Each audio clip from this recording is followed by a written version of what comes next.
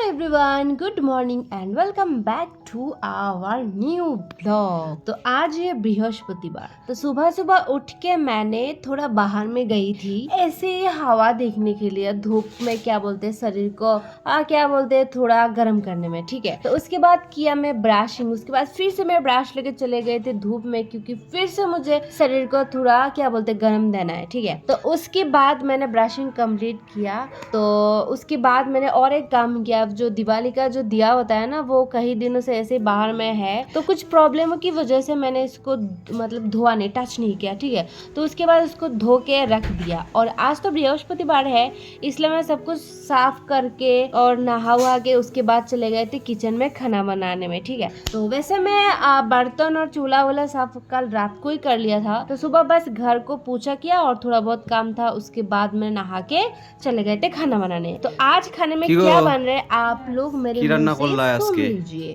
আজকে তো নিরামিষ হয়ে গিয়া ডাল বিনস উস্তা ভাজা আলু দিয়া লগে পটল ভাজা।